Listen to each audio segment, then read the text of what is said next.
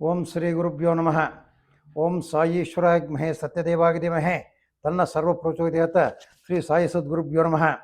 ಆತ್ಮೀಯ ಸಾಯಿ ಸ್ಮೃತಿ ವೀಕ್ಷಕರಲ್ಲಿ ಮತ್ತು ವಾಚಕರಲ್ಲಿ ಸತ್ಪ್ರೇಮ ಸಾಯಿರಾಮ್. ಆತ್ಮೀಯರೇ, ಈ ದಿನ ಶ್ರೀ ವಿಶ್ವವಸುನಾಮ ಸಂವತ್ಸರದ ದಕ್ಷಿಣಾಯಣ ಶರದೃತುವಿನ ಆಶ್ವೇಜ ಶುದ್ಧ ಸಪ್ತಮಿ. ಅಂದರೆ ಈ ದಿನ ದಸರಾದಲ್ಲಿ ಸಪ್ತಮಿ ಅಂತ. ಅಂದರೆ ಆ್ಯಕ್ಚುಲಿ 8 ದಿನ ಆಗಿದೆ. 8 ದಿನ ಆಗಿದ್ರೂ ಸಹ ಸಪ್ತಮಿ ಅಂತೀವಿ. ಯಾಕಂದರೆ ಒಂದು ದಿನ ತಿಥಿ 2 ದಿನ ಬಂದಿದೆ. ಪಂಚಮಿ ಅಂತಕ್ಕಂಥದ್ದು 2 ದಿನ ಬಂದಿರೋದ್ರಿಂದ ತಿಥಿ ಸಪ್ತಮಿ ಇರ್ತದೆ. ಒಂದು ದೇವತೆಯನ್ನು 2 ದಿನ ಇಟ್ಕೊಂಡಿರ್ತೀವಿ.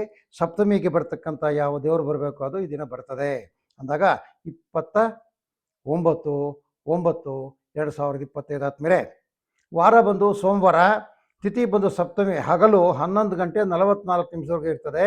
ನಕ್ಷತ್ರ ಬಂದು ಮೂಲ, ರಾತ್ರಿ 2:55 ಇರ್ತದೆ. ಯೋಗ ಬಂದು ಸೌಭಗ, ಕರ್ಣ ಬಂದು ವಣಿಕ್ ಅಂತಕ್ಕಂಥದ್ದು ಇದು ಪಂಚಾಂಗ. ಅದಾದಮೇಲೆ ಈ ದಿನ ಸಪ್ತಮಿ ಆಗಿದ್ದು, ಈ ದಿನ ಸಪ್ತಮಿ ದೇವತೆಯಾಗಿರ್ತಕ್ಕಂತಹ ಕಾಳರಾತ್ರಿಯನ್ನು ಧ್ಯಾನಿಸಬೇಕು. ಈ ಕಾಳರಾತ್ರಿಯನ್ನು ಧ್ಯಾನ ಮಾಡಿಸ್ಬೇಕು ಮಾಕು. ಅದೇ ರೀತಿ ಇವತ್ತು ದ್ವಯವಾಗಿರ್ತದೆ. ಅನಧ್ಯಯನ ಅಂದರೆ ವೇದ ಕಲಿತಕ್ಕಂಥವರು ಈ ದಿನ ವೇದ ಪಾಠಕ್ಕೆ ರಜಾ. ಅದೇ ರೀತಿಯಲ್ಲಿ ಮೂಲ ನಕ್ಷತ್ರ ಸರಸ್ವತಿ ಆವಾಹನಂ, ಅಂದರೆ ಸರಸ್ವತಿ ಪೂಜೆ ಮಾಡಬೇಕಾಗಿದ್ದರೆ ಮೂಲ ನಕ್ಷತ್ರ ಬರಬೇಕು. ಚೆನ್ನಾಗಿ ತಿಳ್ಕೊಳ್ಳಿ, ಮೂಲ ನಕ್ಷತ್ರ ಇರೋ ದಿನ ಮಾತ್ರ ಸರಸ್ವತಿ ಪೂಜೆ ಮಾಡಬೇಕು. ಆರಂಭ ಕಾಲದಲ್ಲಿ ಒಂದು ಸಮಯ ಪಂಚಮಿಗೆ ಮೂಲ ನಕ್ಷತ್ರ ಬರ್ತದೆ, ಆವಾಗ ಪಂಚಮಿ ದಿನವೇ ಸರಸ್ವತಿ ಆವಾಹನ ಮಾಡಬೇಕು. ಸರಸ್ವತಿ ಆವಾಹನೆಗೆ ಈ ನವದಿನಗಳ ಲೆಕ್ಕ ಬರೋದಿಲ್ಲ. ಯಾವತ್ತಿನ ದಿನ ಮೂಲ ನಕ್ಷತ್ರ ಅಂತಕ್ಕಂಥ ನಕ್ಷತ್ರ ಬರ್ತದೆ, ಅದರ ಪ್ರಥಮ ಭಾಗದಲ್ಲಿ ಸರಸ್ವತಿಯನ್ನು ಆವಾಹನೆ ಮಾಡಿ ಸರಸ್ವತಿಯನ್ನು ಪೂಜೆ ಮಾಡ್ತಕ್ಕಂಥದ್ದು ಪದ್ಧತಿ. ಆದ್ಮೇಲೆ ಚೆನ್ನಾಗಿ ತಿಳ್ಕೊಂಡಿರ್ತಕ್ಕಂಥದ್ದು. ಆಮೇಲೆ ಈ ಒಂದು ಕಾಳರಾತ್ರಿ ದೇವಿಗೆ ಬೂದು ಬಣ್ಣದ ವಸ್ತ್ರ ಹಾಕಬೇಕು. ಬೆಲ್ಲದ ತಿನಿಸು, ಬೆಲ್ಲದಿಂದ ಮಾಡ್ತಕ್ಕಂಥ ಯಾವುದೇ ತಿನಿಸು ಮುಂದೆ ಇಟ್ಟು ನೈವೇದ್ಯ ಮಾಡಬೇಕು. ಏನೋ ಪಂಚಫಲಗಳು ಅವು ಇವು ಅಲ್ಲದೆ ಇದು ಎಕ್ಸ್ಟ್ರಾ ವಿಶೇಷ ಭಕ್ಷ್ಯ ಅಂತ ಕರಿತೀವಿ. ಆದ್ಮೇಲೆ ಈಗ ದ್ವಾದಶ ರಾಶಿಗಳ ಗೋಚಾರ ಫಲಕ್ಕೆ ಬಂದಾಗ ಮೇಷರಾಶಿಯವರಿಗೆ ನೋಡಿ, ಹಿತ ಶತ್ರುಗಳಿಂದ ತೊಂದರೆ. ಯಾರನ್ನು ಹೆಚ್ಚಾಗಿ ನಂಬಬೇಡಿ. ಇವತ್ತು ಮನಸ್ಸಿಗೆ ಭಯ, ವೃಥ ಅಲೆದಾಟ. ಆದರೆ ಈ ಓದ್ಕೊಳ್ತಾರಲ್ಲ ಮಕ್ಕಳು, ವಿದ್ಯಾರ್ಥಿಗಳು, ಅವ್ರಿಗೆ ಶುಭ. ಹಾಗೆ ಈ ವಸ್ತ್ರಗಳನ್ನು ವ್ಯಾಪಾರ ಮಾಡ್ತಾರೆ ನೋಡಿ, ಹಾಗೂ ರೆಡಿಮೇಡ್ ಗಾರ್ಮೆಂಟ್ಸು, ಈ ಜವಳಿ ಅಂಗಡಿಗಳವರು, ಇಂಥವ್ರಿಗೆ ಒಳ್ಳೆಯ ವ್ಯಾಪಾರ ಆಗುತ್ತದೆ, ಒಳ್ಳೆಯ ಲಾಭ ಸಿಗ್ತದೆ. ಆದ್ಮೇಲೆ ಇದನ್ನು ನಂಜುಂಡೇಶ್ವರ ಸ್ವಾಮಿ ಧ್ಯಾನ ಮಾಡ್ಕೊಳ್ಳಿ, ನಿಮಗೆ ಒಳ್ಳೆಯದಾಗತ್ತೆ. 4 ಅದೃಷ್ಟದ ಸಂಖ್ಯೆ. ನೈಋತ್ಯ ಅದೃಷ್ಟದ ದಿಕ್ಕು. ಹಳದಿ ಅದೃಷ್ಟದ ಬಣ್ಣವಾಗಿರುತ್ತೆ. ಆದ್ಮೇಲೆ ಇನ್ನು ವೃಷಭ ರಾಶಿಗೆ ಬಂದಾಗ ಮಾಡುವ ಕೆಲಸಗಳಲ್ಲಿ ತೊಡಕು, ದೇಹಾಲಸ್ಯ. ಅದಲ್ಲದೆ ಇಷ್ಟಮಿತ್ರರ ಭೇಟಿ. ವಿದ್ಯಾರ್ಥಿಗಳಿಗೆ ಮಧ್ಯಮ ಫಲ. ಬೆಳ್ಳಿ ಬಂಗಾರ ಹಿತ್ತಾಳೆ ಅಂತ ಲೋಹಗಳನ್ನು ವ್ಯಾಪಾರ ಮಾಡ್ತಕ್ಕಂಥವ್ರಿಗೆ ಒಳ್ಳೆಯ ವ್ಯಾಪಾರ ಆಗುತ್ತದೆ. ಸೋಮೇಶ್ವರ ಸ್ವಾಮಿ ಧ್ಯಾನ ಮಾಡ್ಕೊಳ್ಳಿ. 5 ಅದೃಷ್ಟ ಸಂಖ್ಯೆ. ಪಶ್ಚಿಮ ಅದೃಷ್ಟದ ದಿಕ್ಕು. ಹಸಿರು ಅದೃಷ್ಟದ ಬಣ್ಣ ಆಗಿರುತ್ತದೆ. ಆದ್ಮೇಲೆ ಮಿಥುನ ರಾಶಿಗೆ ಬಂದಾಗ ವಾಹನ ಯೋಗ. ಇದನ್ನು ನಿಮಗೆ ವಾಹನ ಏನಾದ್ರು ಕೊಂಡ್ಕೊಳ್ಬೇಕು ಅಂತ ಆಸೆ ಆಗ್ತದೆ, ಬುಕ್ಕಿಂಗ್ಗೆ ಹೋಗ್ತಕ್ಕಂಥದ್ದು ಅಂಥದ್ದೆಲ್ಲ ಇರ್ತದೆ. ಸಮಾಜದಲ್ಲಿ ಗೌರವ. ಈ ಸಮಾಜದಲ್ಲಿ ನಿಮ್ಗೆ ಒಳ್ಳೆ ಉತ್ತಮವಾದ ಗೌರವ ಸಿಕ್ಕತ್ತೆ. ಈ ಷೇರು ಮಾರ್ಕೆಟಲ್ಲಿ ವ್ಯಾಪಾರ ಮಾಡ್ತಾರಲ್ಲ ಅವರಿಗೆ ಶುಭ. ಈ ಷೇರುಗಳು ಕೊಳ್ಳೋದು ಮಾರೋದು ಮಾಡ್ತಕ್ಕಂಥವ್ರಿಗೆ. ಅದಲ್ಲದೆ ತರಕಾರಿ, ಹೂವು, ಹಣ್ಣು ವ್ಯಾಪಾರಿಗಳಿಗೆ ಒಳ್ಳೆಯ ವ್ಯಾಪಾರ ಆಗುತ್ತೆ. ವೀರಭದ್ರನಿಗೆ ಶರಣಾಗಿ. ವೀರಭದ್ರನು ನಿಮ್ಮನ್ನು ಇದನ್ನು ಕಾಪಾಡ್ತಾನೆ. ವೀರಭದ್ರನ ಮನದಲ್ಲಿ ಧ್ಯಾನ ಮಾಡ್ಕೊಳ್ಳಿ. 8 ಅದೃಷ್ಟದ ಸಂಖ್ಯೆ. ಈಶಾನ್ಯ ಅದೃಷ್ಟದ ದಿಕ್ಕು. ಕಪ್ಪು ಅದೃಷ್ಟದ ಬಣ್ಣ. ಅಲ್ಲಿಂದ ಬಂದು ಕಟಕ ರಾಶಿ. ಕಟಕ ರಾಶಿಯವರಿಗೆ ವೃಥ ತಿರುಗಾಟ, ಹಣದ ಅಭಾವ, ತಕರಾರುಗಳು, ಪರಸ್ಥಳದ ವಾಸ. ಚಂದ್ರನ ಶುಭದಿಂದ ಮಧ್ಯಾಹ್ನ ಆದಮೇಲೆ ಸ್ವಲ್ಪ ನೆಮ್ಮದಿ ಸಿಗ್ತದೆ. ಆದರೆ ಪ್ರಸ್ತುತ ಈ ಸ್ಟೇಷನರಿ ವ್ಯಾಪಾರಿಗಳು ಮಾಡ್ತಾರೆ ನೋಡಿ, ಆ ಸ್ಟೇಷನರಿ ವ್ಯಾಪಾರಗಳಿಗೆ ಒಳ್ಳೆ ವ್ಯಾಪಾರ ಆಗ್ತದೆ. ನಿಮಗೆ ಈ ದಿನ ನಿಮ್ಗೆ ಒಳ್ಳೇದಾಗಬೇಕಂದ್ರೆ ಗೋಗ್ರಾಸ ಅಂದರೆ ಹಸುವಿಗೆ ಏನಾದರೂ ಅಂದರೆ ಬಾಳೆಹಣ್ಣು ನೈವೇದ್ಯ ತಿನ್ನಿಸಿ. 6 ಅಂತಕ್ಕಂಥದ್ದು ಅದೃಷ್ಟದ ಸಂಖ್ಯೆ. ವಾಯುವ್ಯ ಅದೃಷ್ಟದ ದಿಕ್ಕು. ನೇರಳೆ ಅದೃಷ್ಟದ ಬಣ್ಣ. ಅಲ್ಲಿಂದ ಸಿಂಹರಾಶಿಗೆ ಬಂದಾಗ ನೋಡಿ, ಸಿಂಹರಾಶಿಯಲ್ಲಿ ಇವಾಗ ಶುಕ್ರನೂ ಇದ್ದಾನೆ, ಕೇತುನೂ ಇದ್ದಾರೆ. ಆ ಸಿಂಹರಾಶಿಯವರಿಗೆ ಅದರ ಒಂದು ಪ್ರಭಾವ ಈ ದಿನ ವ್ಯಾಪಾರದಲ್ಲಿ ಲಾಭ, ಬಂಧು ಮಿತ್ರರ ಆಗಮನ. ರಿಯಲ್ ಎಸ್ಟೇಟ್ ವ್ಯಾಪಾರ ಮಾಡ್ತಾರೆ ನೋಡಿ, ಅವರಿಗೆ ಉತ್ತಮ ದಿನ. ಈ ಸಿಮೆಂಟು, ಕಬ್ಬಿಣ, ಮರ ಇಂಥ ವ್ಯಾಪಾರ ಮಾಡೋರಿಗೂ ಒಳ್ಳೆಯ ವ್ಯಾಪಾರ ಆಗುತ್ತದೆ. ಶಿವನಾಮ ಸ್ಮರಣೆಯನ್ನು ಮಾಡಿ. 5 ಅದೃಷ್ಟದ ಸಂಖ್ಯೆ ಪಶ್ಚಿಮ, ಅದೃಷ್ಟದ ದಿಕ್ಕು ಹಸಿರು, ಅದೃಷ್ಟದ ಬಣ್ಣ ಆಗಿರುತ್ತದೆ. ಅಲ್ಲಿಂದ ಮುಂದಕ್ಕೆ ಬಂದು ಕನ್ಯಾ ರಾಶಿಗೆ. ಕನ್ಯಾ ರಾಶಿಯಲ್ಲಿ ಇವತ್ತೇನಪ್ಪ ಅಂದರೆ ರವಿ ಬುಧನು ಅಲ್ಲೇ ಇದ್ದಾರೆ, ಚಂದ್ರನು ಒಳ್ಳೆ ಇಷ್ಟ ಸ್ಥಾನದಲ್ಲಿ ಕೂತಿದ್ದಾನೆ. ಆದ್ದರಿಂದ ರವಿ ಬುಧ ಚಂದ್ರ ದಯದಿಂದ ಉತ್ತಮವಾದ ದಿನ. ವ್ಯವಹಾರದಲ್ಲಿ ಸಾಮಾನ್ಯವಾಗಿ ವೃದ್ಧಿ ಇರ್ತದೆ, ಪ್ರಯಾಣದಿಂದ ಸೌಖ್ಯ ಸಿಗ್ತದೆ.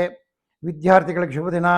ಈ ಹೋಟೆಲ್ ವ್ಯಾಪಾರ ಮಾಡ್ತಾರೆ ನೋಡಿ, ಈ ಹೋಟೆಲ್ಗಳು, ಈ ಕಾಂಡಿಮೆಂಟ್ಗಳು ಮಾಡ್ತಾರಲ್ಲ, ಅವರಿಗೆ ಒಳ್ಳೆಯ ವ್ಯಾಪಾರ ಆಗ್ತದೆ, ಅವರಿಗೆ ಶುಭವಿದೆ. ಮಹಾವಿಷ್ಣುನ ಧ್ಯಾನ ಮಾಡಿ. 7 ಅದೃಷ್ಟದ ಸಂಖ್ಯೆ ಉತ್ತರ, ಅದೃಷ್ಟದ ದಿಕ್ಕು ಕಿತ್ತಳೆ, ಅದೃಷ್ಟದ ಬಣ್ಣ. ಕನ್ಯಾ ರಾಶಿಯಿಂದ ತುಲಾಗೆ ಬಂದಾಗ ಕುಜನಿದ್ದಾನಲ್ಲಿ ಮನೆಯಲ್ಲಿ. ಕುಜನ ಕ್ಷೇತ್ರ ಬಲದಿಂದ ಆರೋಗ್ಯದಲ್ಲಿ ಸುಧಾರಣೆ, ಧನಲಾಭ, ಉತ್ತಮ ದಿನ. ಶ್ರೀ ಸುಬ್ರಹ್ಮಣ್ಯ ಸ್ವಾಮಿ ಧ್ಯಾನ ಮಾಡ್ಕೊಳ್ಳಿ. ಈ ದಿನ ಎಲ್ಲ ರೀತಿಯ ಸಗಟು ವ್ಯಾಪಾರಗಳಂದರೆ ಹೋಲ್ಸೇಲ್ ಡೀಲರ್ಸ್ ಅಂತ ನೋಡಿ, ಅವರಿಗೆಲ್ಲ ಒಳ್ಳೆ ವ್ಯಾಪಾರ ಆಗ್ತದೆ. ಶುಭ ದಿನ. ಇವತ್ತು ನೀವು ವಾಯುಪುತ್ರನಾಗಿರ್ತಕ್ಕಂಥ ಹನುಮಂತನ ತಿನ್ನಿಸಿ. 6 ನಿಮ್ಮ ಅದೃಷ್ಟ ಸಂಖ್ಯೆ ವಾಯುವ್ಯ, ಅದೃಷ್ಟದ ದಿಕ್ಕು ನೇರಳೆ, ನಿಮ್ಮ ಅದೃಷ್ಟದ ಬಣ್ಣ. ಅಲ್ಲಿಂದ ಮುಂದಕ್ಕೆ ಬಂದು ವೃಶ್ಚಿಕ ರಾಶಿಯವರಿಗೆ. ವೃಶ್ಚಿಕ ರಾಶಿಯವರಿಗೆ ಇವತ್ತು ಪಂಚಮ ಶನಿ, ಕಾರ್ಯಾನುಕೂಲ, ಕೋಪದಿಂದ ಕೆಲಸದಲ್ಲಿ ವ್ಯತ್ಯಯ. ನೋಡಿ, ಶನಿ 5ನೇ ಸ್ಥಾನದಲ್ಲಿದ್ದರೆ ಕೋಪ ಬರೆಸ್ತಾನೆ. ಈ ಕೋಪ ಬರೋದ್ರಿಂದ ವ್ಯತ್ಯಯ. ಅನ್ಯ ಜನರಲ್ಲಿ ದ್ವೇಷ, ಬೇರೆಯವ್ರನ್ನೆಲ್ಲ ಸುಮ್ಮನೆ ರೇಗ್ತಾ ಇರೋದು, ಆಯಿತಾ. ಕುಟುಂಬದ ಸದಸ್ಯರಿಂದ ನಿಮಗೆ ಸಹಾಯ, ಅವ್ರು ಬಂದು ಈ ರೀತಿ ಮಾಡಿಬಿಡಿ ಅಂತೇಳಿ ನಿಮ್ಮನ್ನ ಸರಿದಾರಿಗೆ ತರ್ತಾರೆ. ಸಹಾಯ ಬರ್ತದವರಿಂದ ನೀವು ಮಹಾ ಗಣಪತಿನ ಧ್ಯಾನ ಮಾಡಿ.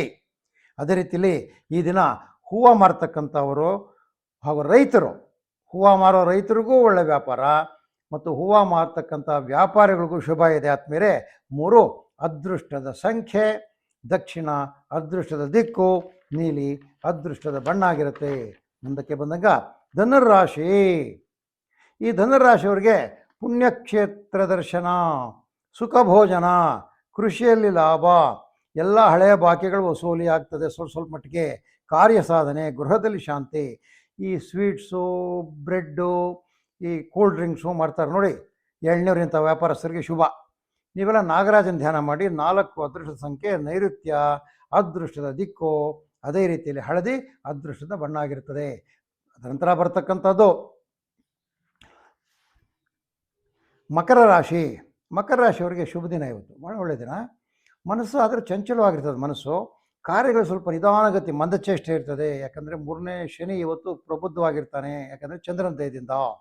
ಮಧ್ಯಾಹ್ನದ ಮೇಲೆ ಕಾರ್ಯಪ್ರಗತಿ, ಪ್ರಯಾಣ, ಸ್ನೇಹಿತರ ಭೇಟಿ. ವಿದ್ಯಾರ್ಥಿಗಳಿಗೆ ಶುಭ ದಿನ. ಈ ದಿನ ಹೋಟೆಲ್ ವ್ಯಾಪಾರಿಗಳಿಗೆ ಒಳ್ಳೆಯ ವ್ಯಾಪಾರ ಆಗುತ್ತೆ. ಶ್ರೀರಾಮಚಂದ್ರನ ಧ್ಯಾನಿಸಿ. 3 ಅದೃಷ್ಟದ ಸಂಖ್ಯೆ ದಕ್ಷಿಣ, ಅದೃಷ್ಟ ದಿಕ್ಕು ನೀಲಿ, ಅದೃಷ್ಟದ ಬಣ್ಣ. ಅದೇ ರೀತಿಯಲ್ಲಿ ಕುಂಭ ರಾಶಿಯವರು. ಈ ಕುಂಭ ರಾಶಿಯವರಿಗೆ ರಾಹು ಮನೆಯಲ್ಲಿದ್ದಾನೆ. ರಾಹುಂ ಕರೋತಿ ಬಾಹುಬಲಂ ವಿಜಯಂ. ಏನೋ ಆದರೂ ಸಹ ರಾಹು ತನ್ನ ಚೇಷ್ಟೆಗಳನ್ನು ಹತ್ತಿರ ಇಟ್ಕೊಂಡಿರ್ತಾನೆ. ನೀವೇನಪ್ಪ ಅಂದರೆ ಇವತ್ತು ಬೇರೆಯವ್ರ ಮಾತಿಗೆ ಬೆಲೆ ಕೊಡಬೇಡಿ, ನಿಮ್ಮ ಮನಸ್ಸಿಗೆ ತೋಚಿದ್ದನ್ನು ಮಾಡಿ. ವಂಚಕರು ನಿಮ್ಮ ಸುತ್ತಾಗ್ತಾ ಇರ್ತಾರೆ, ಸುತ್ತಲೂ ನೀವು ಇರ್ತಾರೆ, ಸ್ವಲ್ಪ ಹುಷಾರಾಗಿರಿ. ಇದು ಶುಭ ದಿನ ನಿಮಗೆ. ರಾಹುವಿನ ಕೃಪೆಯಿಂದ ಬೇರೆಲ್ಲ ಕೆಲಸಗಳು ನಿಮಗೆ ಅನುಕೂಲವಾಗ್ತದೆ. ಈ ರಸಗೊಬ್ಬರ, ಕ್ರಿಮಿನಾಶಕಗಳು ಮಾಡ್ತಕ್ಕಂಥ ವ್ಯಾಪಾರಿಗಳಿರ್ತಾರೆ ನೋಡಿ, ಕುಂಭರಾಶಿಯವರು, ಅವರಿಗೆ ಉತ್ತಮವಾದ ವ್ಯಾಪಾರ, ಹಳೆ ಬಾಕಿಗಳ ವಸೂಲಾತಿ. ನಾಗರಾಜನ ಸ್ಮರಣೆ ಮಾಡಿ. 1 ಅದೃಷ್ಟ ಸಂಖ್ಯೆ ಪೂರ್ವ, ಅದೃಷ್ಟ ದಿಕ್ಕು ಬಿಳಿಯ ಬಣ್ಣ, ಅದೃಷ್ಟದ ಬಣ್ಣ. ಅದೇ ರೀತಿಯಲ್ಲಿ ಕೊನೆಯದಾಗಿ ಈ ಮೀನರಾಶಿಯವರಿಗೆ ಶನಿ ಮನೆಯಲ್ಲಿದ್ದಾನೆ. ಮಿಥುನ್ ರಾಶಿಯಲ್ಲಿ ಯಾರು ಗುರು ಇದ್ದಾನೆ ನೋಡಿ. ಕಟಕಕ್ಕೆ ಬರ್ತಾನೆ ಮುಂದೆ ಒಂದು ದಿನದಲ್ಲೇ, ಇಲ್ಲ ಒಂದು 15-20 ದಿನದಲ್ಲಿ ಕಟಕಕ್ಕೆ ಬರ್ತಾನೆ. ಅದುವರೆಗೂ ಸಹ ಮೀನರಾಶಿಯವರಿಗೆ ಸ್ವಲ್ಪ ಕಷ್ಟವೇ ಇರ್ತದೆ. ಶತ್ರು ಬಾಧೆ ಇದೆ, ಪರಸ್ಥಳ ವಾಸ ಇರ್ತದೆ, ಗೃಹದಲ್ಲಿ ಅಶಾಂತಿ ಇರ್ತದೆ, ಸ್ನೇಹಿತರೊಡನೆ ವ್ಯತ್ಯಾಸಗಳು, ಕಿರುಕುಳ ಇರ್ತದೆ. ಆದರೂ ಸಹ ಶನಿ ನಿಮ್ಮನ್ನು ವಿಗ್ಗಿಯಾಗಿ ಹಿಡ್ಕೊಂಡು ಕಾಪಾಡ್ತಾ ಇರ್ತಾನೆ. ಹಾಲು, ಮೊಸರು ಹಾಗೂ ಹಾಲಿನ ಉತ್ಪನ್ನಗಳು ಮಾಡ್ತಕ್ಕಂಥ ಎಲ್ಲರಿಗೂ ಒಳ್ಳೆಯ ಲಾಭ ಇದೆ.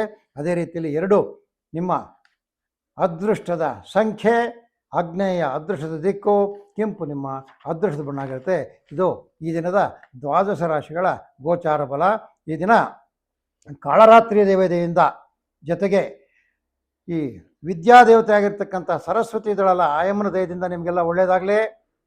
ನಿಮ್ಮ ಮಕ್ಕಳಿಗೆ ಒಳ್ಳೆಯ ವಿದ್ಯಾಭ್ಯಾಸ ಬರಲಿ. ನೀವು ಸಹ ಓದ್ತಕ್ಕಂಥವ್ರಿದ್ರೆ ಚೆನ್ನಾಗಿ ಓದಿ, ಏನೋ ಈ ಸರಸ್ವತಿ ಧ್ಯಾನ ಮಾಡಿ ಅಬ್ಬ ನಮಗೆ ಉತ್ತಮವಾದ ಸಂಸ್ಕಾರ ಕೊಡ್ತಾಯಿ, ಉತ್ತಮವಾದ ಬುದ್ಧಿ ಕೊಡು ಅಂತ ಪ್ರಾರ್ಥನೆ ಮಾಡ್ಕೊಳ್ಳಿ. ಆಯಮ್ಮನು ನಿಮಗೆ ಸರಸ್ವತಿ ನಮಸ್ತುಭ್ಯಂ ವರದೇ ಕಾಮರೂಪಿಣಿ ಅಂತ ಹೇಳಿಬಿಟ್ಟು ಆಯಮ್ಮನ ಪ್ರಾರ್ಥನೆ ಮಾಡ್ಕೊಳ್ಳಿ. ನಿಮಗೆಲ್ಲ ಶುಭವಾಗಲಿ. ಸರಸ್ವತಿ ಆಧಾರ ಏನೋ ಆಧಾರ ಮತ್ತು ಆಯಮ್ಮನ ಆಧಾರ ಹೆಂಗಪ್ಪ ಅಂದರೆ, ಆಯಮ್ಮನ ನಮ್ಮ ನಾಲಿಗೆಯಲ್ಲಿ ಅಥವಾ ತಲೆಯಲ್ಲಿದ್ದರೆ ಆ ಆಧಾರ ಭಾಳ ಚೆನ್ನಾಗಿ ಕೆಲಸ ಮಾಡ್ತದೆ. ನಿಮಗೆ ಸಿಕ್ಕಲಿ, ಸರಸ್ವತಿ ದೇವಿ ಆಧಾರ ಸಿಕ್ಕಲಿ ನಿಮಗೆ. ಅದೇ ರೀತಿ ಕಾಳರಾತ್ರಿ ಆಶೀರ್ವಾದ ಸಿಕ್ಕಲಿ ಅಂತೇಳಿ ಈ ದಿನ ಸಾಯಿ ಸ್ಮೃತಿಯ ಜ್ಯೋತಿಷ್ಯ ಕಾರ್ಯಕ್ರಮನ ಮುಗಿಸ್ತಾ ಇದ್ದೀವಿ. ಆದಮೇಲೆ ನೀವು ಕಾರ್ಯ ಪ್ರವೃತ್ತರಾಗಿ ಸರಸ್ವತಿ ದೇವಿ ಚೆನ್ನಾಗಿ ಪ್ರಾರ್ಥನೆ ಮಾಡ್ಕೊಳ್ಳಿ. ಜೊತೆಗೆ ನಿಮಗೆ ಇಷ್ಟವಾಗಿದ್ದರೆ ನಾವು ಹೇಳಿರ್ತಕ್ಕಂಥದ್ದು ಲೈಕ್ ಮಾಡಿ ಮತ್ತು ವಿಷಯಗಳನ್ನು ಶೇರ್ ಮಾಡಿ. ದಯವಿಟ್ಟು ನಮ್ಮ ಸಂಸ್ಥೆಯ ಬೆಳವಣಿಗೆಗೋಸ್ಕರ ಸಬ್ಸ್ಕ್ರೈಬ್ ಆಗಿ ಬೆಲ್ ಐಕಾನನ್ನು ಒತ್ತಿ ಆದ್ಮೇಲೆ ಅಂತ ಹೇಳಿ ಈ ದಿನದ ಕಾರ್ಯ ಮುಗಿಸ್ತಾ ಇದ್ದೀವಿ. ಓಂ ಶ್ರೀ ಸಾಯಿರಾಮ್.